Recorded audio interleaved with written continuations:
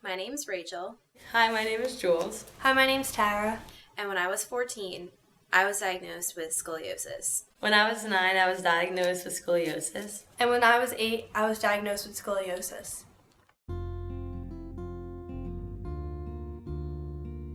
Scoliosis is a condition that affects 3 to 4% of the population. When I first got my diagnosis, it felt like my entire life was falling apart. I've been dancing since I was 3 years old, and no one could really tell me for sure if this was going to change everything. I felt lost. I wasn't really scared for the surgery. I was just kind of in shock and didn't really have any emotion. And it's a very small percentage of those 3 to 4% of people that actually need treatment by spinal surgeons or pediatric orthopedic surgeons. I was just asking myself, why me? Why does it happen to me? I felt as if the things that I was good at, such as dancing, were getting taken away from me. We can manage mild scoliosis with observation. We can manage more moderate curves in a brace. When the curve reaches 50 degrees, typically we would recommend surgery.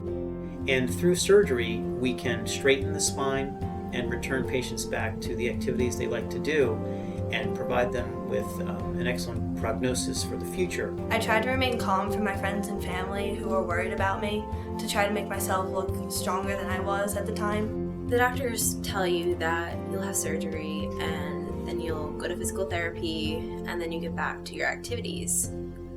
I really wanted to believe them, but I just didn't know if I could.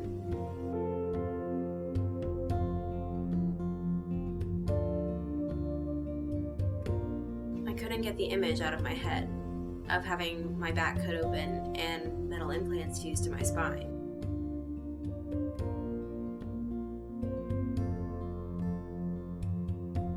When I walked into the hospital, it felt like I was signing away my future into the hands of my surgeon and his team. The operation may take anywhere from 4 to 6 hours, but there's a lot that is done before the surgery even starts, like putting the patient asleep, positioning the patient, cleaning off their back with a special solution, putting on the drapes, making the incision, getting to the spine by moving the muscles out of the way, preparing the spine for those implants that we showed on the model, doing the actual procedure where the implants are put in, the straightening of the scoliosis, the installation of the rods, the roughening up of the spine to promote the fusion, putting bone graft in to get the fusion to heal, and then the closure. Then we put a dressing on top of the incision after it's closed to keep everything nice and sterile. We take x-rays of the patient to make sure that everything was done properly. And then we wake the patient up, and then the patient goes to the recovery room where they meet their family and go through a process of recovering from anesthesia, which can be about another hour, hour and a half. They typically spend 5 days in the hospital, and that includes the day of the surgery. I took it a day at a time. I pushed myself more and more every day. And to be completely honest, it was probably the hardest thing I've ever done in my life. But it has absolutely shaped me into the person that I am today. I now dance at a level that I really never thought would have been possible with all the rods and screws in my back. I had never thought I'd say it, but having spinal surgery really was one of the greatest things to ever happen to me. It has made me so much stronger physically and mentally.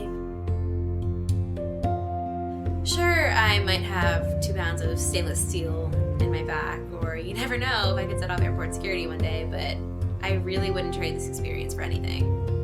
I definitely think it was the best thing to ever happen to me. The surgery has taught me to become stronger and to never give up, because if I kept giving up, then I would never be where I am today, and I'm really happy.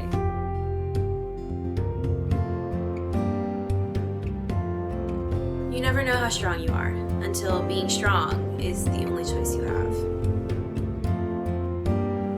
When I was 14, I was diagnosed with scoliosis, and it has made me who I am today.